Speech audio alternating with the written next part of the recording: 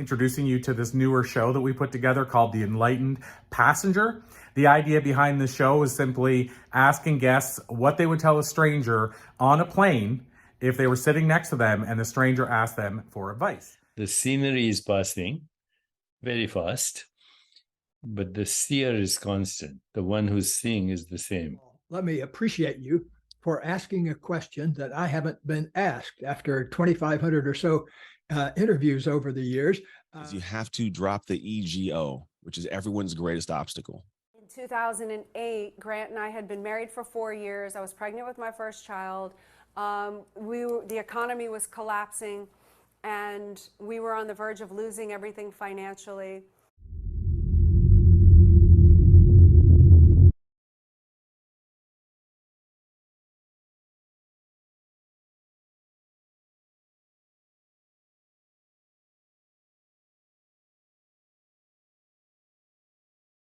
So it's so great to be back here with Tom Ziglar. I've had the opportunity to interview Tom a number of times before. Really big fan of both what he does, what his father has done in the past, the great Zig Ziglar, and also what they do with their brand. And so, Tom, where I'd like to jump in, and I know it's a really big, deep question to jump into an interview with. People aren't probably used to jumping in this deep, but this word and this idea of legacy. So, you've had an opportunity to be in, I'll call it a legacy family if I can.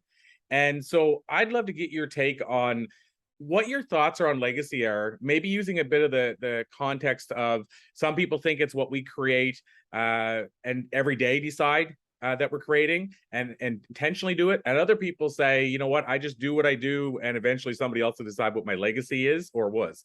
So I'd love to get your take around this whole big word of legacy.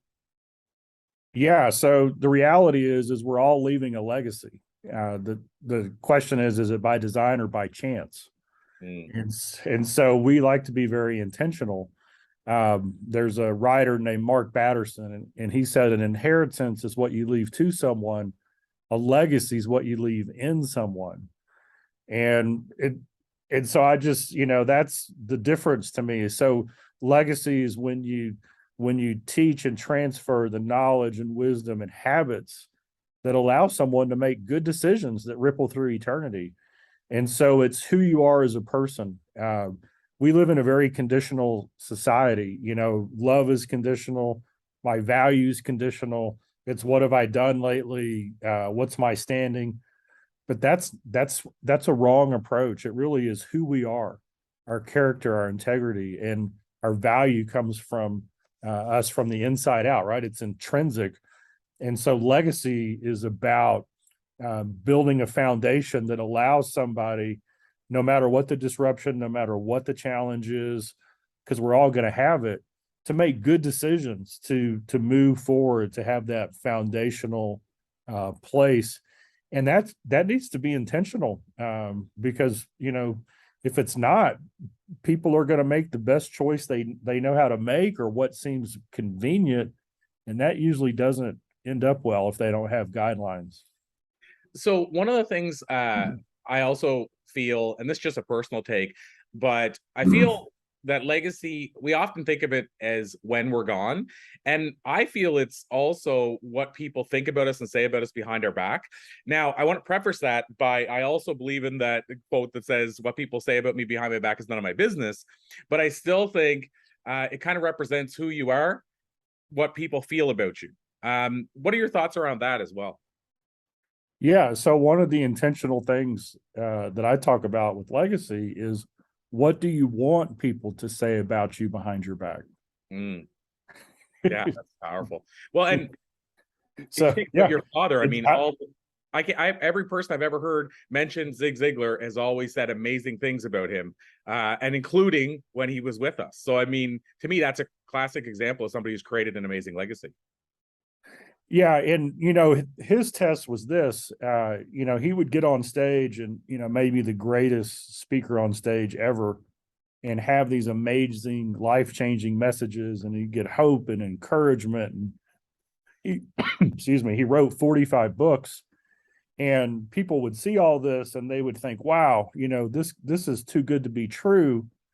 And so then they would wait in line for 2 or 3 hours to get an autograph. And even though my dad only spent a minute with them, we would get all these letters saying, it was like I was the only person in the room. And so legacy is that combination. It's what you are in the public spotlight and what you are one-on-one and what you are when people are watching you, but you don't know they're there. And so that's really what we're talking about. It's 24/7. Are you the person you say you are? Are you trustworthy? Do you have integrity? Do you have compassion and love and kindness and respect and all those different things? Amazing. Well, Tom, I'm building up to the main question I want to ask you, but I have a question that's kind of similar, but I'll explain in a minute how it's different. But it's a question that I've asked thousands of times. I can't recall if I've asked you before, so I thought, why not now? But I call it the time machine question. And it's simply this. If you could jump into a time machine, if they did exist, or if they do exist, I guess we don't know, but if you could jump into a time machine and go back and talk to a younger Tom and give him some life advice based on what you've learned in the years since, what do you think you might tell younger Tom? Yeah, so this is a great question. And it's also, I'm going to give you a legacy answer. I started working at our company when I was like 22 years old. So I've been 35 years. I've been like officially 57 years unofficially working in our business. And after about 3 or 4 years, I was now in management. So I was like 27, 28. And Dad was going out and he was speaking to all these, Fortune 500 companies, and he was meeting with the top echelon of the who's who in business and in different areas. And I was just hammering away at the office, doing what I thought a young person should be doing to build their career. And really what I should have been doing is I should have been carrying Dad's bags everywhere he went and focusing on the relationships that he had and trying to build relationships with those same people. Because had an open door, right? Had an open door to all this. And we get so when you're younger, you get so caught up in the doing, and really the doing you got to get caught up in is the relationships. And so I had that opportunity, and we were just doing life and doing business and trying to maximize. But from a long-term perspective, he probably met, 50 to 100 people a year in that like wow category. And when you meet them, they're the nicest people. They're human beings. They're just normal, nice people. And if I could have just started an intentional relationship with some percentage of those every year, that would have been a huge difference. I love what you said there, because we do get this. There's a lot of people that think that somebody that either, whether we use the term wealthy financially or whether we use the term influencer or somebody who's maybe reached the top percentage of their field, I hear it so often. There's so many people that think, oh yeah, well, they're, without even meeting them, they're greedy, they're this, they're that. Like there's a certain almost stigma that you come in with, or bias that you come in with. And my experience has been the same as yours. So I'm so happy to hear you say that, because I mean, you're talking the top of the top. And like you said, still really good people. And I think sometimes we lose sight of that, and we just kind of associate, well, if you become wealthy somehow now you're not a great person or what have you. And I've had the opposite experience, and it sounds like you have as well. Yep. I was in England a few years ago with my daughter, and we were sitting down with a friend at this exclusive kind of private club.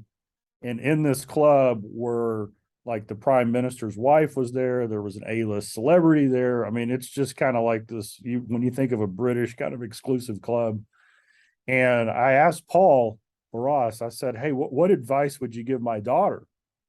And he looked around and he said, if you're passionate about something, find the best in the world at it and relentlessly pursue them, because when they see your passion, they'll open up.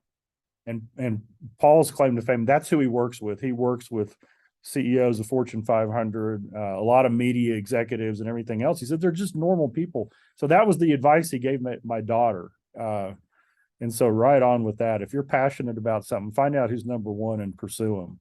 Love it. So I'll call it last official question. then I have an unofficial one. But the last official question, Tom, is around this idea that I mentioned to you off air, but the idea of if you were on a plane and either somebody asked you for advice or you asked somebody for advice, but let's say somebody asked you for advice about what they've learned in the year since. What do you think you might tell them? And so I think you said you have a story you can share with us related to this. So I'll let you just take right over. Yeah. So a couple of, when you talked about the airplane story, I was actually sitting on the airplane next to Dad, and we were flying out. He was going to be speaking in California, so we're flying from Dallas to California, and we get on the plane, and he had this routine, and he would take this manila folder with all the stuff in it, and he'd put it in the seat next to him, and then he'd put his seatbelt on, and he would tell the flight attendant, "Hey, I'm going to take a nap. My seatbelt's buckled. Don't disturb me." And he would fall asleep within a minute of us sitting down. Then the plane would taxi, and we would take off. And when the wheels came back underneath, they make that hum, that sound. That was like his wake up call. So he'd get up, he would put his tray table down, he'd start working on his notes. And I said, "Dad, what are you doing?" And I knew what he was doing, but I wanted to hear what he would say. He said, "Well, I'm working on my speech for tomorrow." And I said, "Well, you've given that talk 1,000 times. Why are you doing that?" And he said, "Well, 2 reasons." He said, "First is there'll be some people in that room, it'll be the first time they've ever heard me. I want this to be the best speech I've ever given."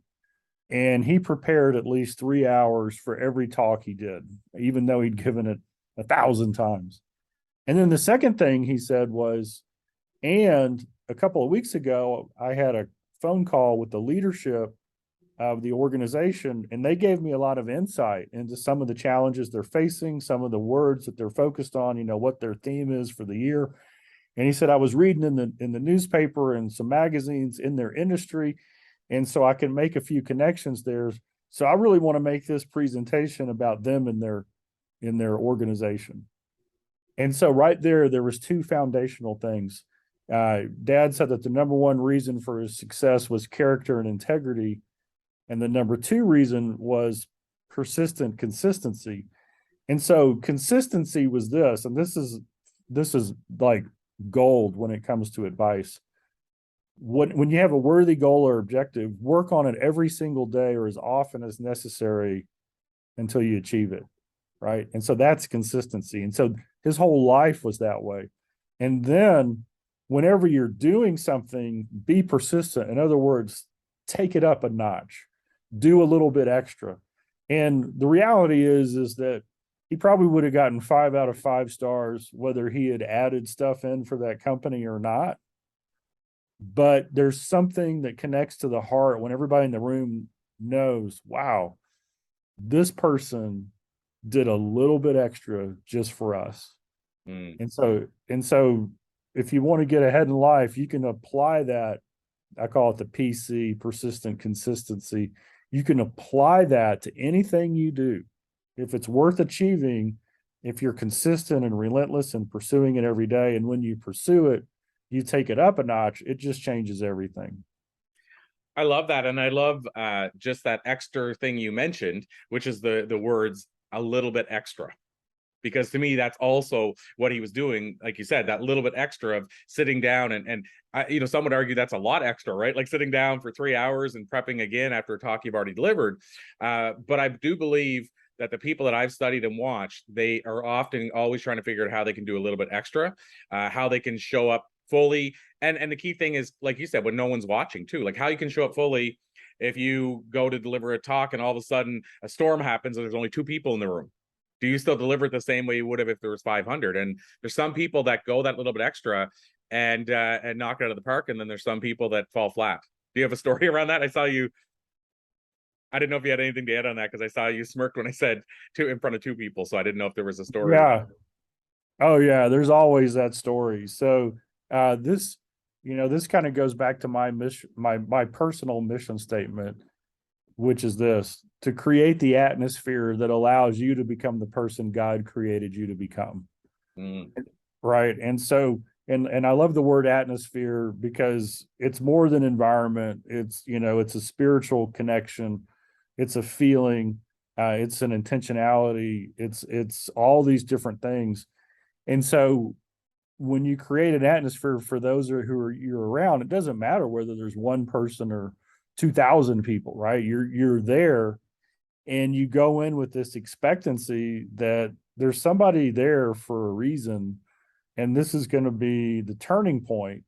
And all you've got to have is, you just got to be aware. You got to have the eyes to see it and the ears to hear it, and to respond to that situation. And always to remember that when you're with somebody, you're there for them. You're not there for you. You're there for them. And that just holds well every time. There's so many stories of somebody who goes the extra mile for the one. It opens all the doors in the world. And then you hear the contrary story of, they're disappointed, or they get upset, or they feel like they were slighted, and that closes doors. There is no downside to going in and doing everything you can to make a difference with the people that are in front of you. So before I ask you the unofficial question, I'll just add to that too, Tom. I heard this story. Well, I heard it firsthand. I did an interview with him a number of years ago, and he shared it. But Robin Sharma, that's how The Monk Who Sold His Ferrari got published with HarperCollins. Is he was at a book signing, and only 3 people showed up. Now, if Robin Sharma showed up at a book signing, similar scenario today, it would probably be 300 people, maybe more. But there were 3 people that showed up, and one of the 3 people ended up being, which he didn't know the whole time he talked to him, the publisher at HarperCollins. And so he basically treated him great. He talked to him for an hour, shared his philosophies and all that. And if I remember correctly, he got a call the next week and said, so-and-so would like to meet with you. And he's like, oh, who's that? Well, he said he met you at a book signing this weekend. And long story short, he goes, well, okay. He didn't say who he was. He goes, oh, he didn't. He's the publisher here. He wants to talk to you about your book. And if you look at the front cover now, it's at 5 million sold. It might be more than that in reality. But the point is that he showed up for the one. Imagine if he, because some people would, closed up all the table and said, oh, well, there's only 3 people here, I'm taking off. But he went all in for the one. And then to your point, look at the result. So That's I just awesome. wanted to share that because that's good stuff. Yeah, I just love those stories when you hear them. And so the last question, Tom, I mentioned was the unofficial question. It's just simply this. If somebody wants to learn more about the Ziglar brand, if they want to learn more about the work that you do, some of the people that you work with, some of the type of programs you guys put together, any of that stuff. And I will add that you guys put on specials at time, and I jumped in when you did the last special. I forget what it was. It was like a crazy thing, like 90% off or something for a whole bunch of stuff. I got the whole package. So even being on your newsletter helps a person take advantage of things like that. So long story short, how does the person reach out to the Ziglar brand and get in the loop? Yeah, absolutely. So Ziglar.com is our website. Pretty easy to remember. You can get a bunch of free gifts there, including the newsletter, some downloads, some things. One of Dad's most famous talks is part of that gift for coming on to our newsletter. And we're primarily focused in supporting and equipping and helping coaches and speakers and trainers. And so we spend a lot of time equipping others to go out and share either the Ziglar message or to help them share their own message in kind of the Ziglar way, which is that legendary philosophy, that quote that Dad had: you can have everything in life you want if you help enough other people get what they want. And so that's what we do. So, Dad's gift was communicating on stage to every person in the room and getting them excited. And, what I focus on is replication. And so I'm just nurturing and working with people who want to go out and coach and speak and train and make a difference in that way. And so we help them build those skills, and then we give them material that they can go out and use as well. There you have it. Another episode of The Enlightened Passenger. What did you think? Tom Ziglar, again, another change agent, changing the world day by day. What I wanted to talk about just before we close out today was something that Tom talked about that I think we can all put to use in our life. Whenever I asked him the advice he would give to somebody on a plane, he basically said he would start earlier. Now, one of the things his father said in the past, which I love, was dig your well before you're thirsty. And it sounds like Tom is saying that's what he would have done differently. He would have taken that opportunity, instead of staying in the office, to go and meet some of these influencers that he had the opportunity to meet that many people wouldn't have the opportunity. And so for me, the takeaway for you is don't wait till tomorrow. If you have an opportunity to start building your network, if we want to call it that, there's a great quote that said, your network is your net worth. And so start building that amazing network now. Don't wait until you need it. And not only that, if you build it now before you need it, then you don't ask for anything and you won't feel guilty. You can just give and give and give. And then if you ever need to cash in, if we want to use that terminology, and you ever need a favor from that person that you've been giving to, it's a lot easier after you've given many times than if you've never given and you're just trying to take. So I think this is a powerful message we can all take to heart, which is to start building, again, our well before we're thirsty. So start actually networking before you need it. Start getting the training you think you're going to need before you actually need it. So just start tackling it now. The Chinese proverb says something like the best time to plant a tree was 20 years ago. The second best time is now. And so jump on that. Now is the best time for you to be building your network. And so what I will challenge you to do is, as you leave this interview today, maybe go away and say, who are two people? Just write down two people's names. Who are two people I need to get to know better, and I need to do more to give to them and build a relationship with them, and take action on that. If you do that, that alone, I believe, could be the start of something magnificent. Thanks, everybody. Until next time, I'm Corey Poirier, and this has been The Enlightened Passenger. Hey everybody, Corey Poirier here. Thanks so much for checking out the latest episode of The Enlightened Passenger. And I want to thank you by giving you a gift. So if you can head over to peopleonplanes.com, again, peopleonplanes.com today, you can actually grab a copy of my Top 10 Insights Guide.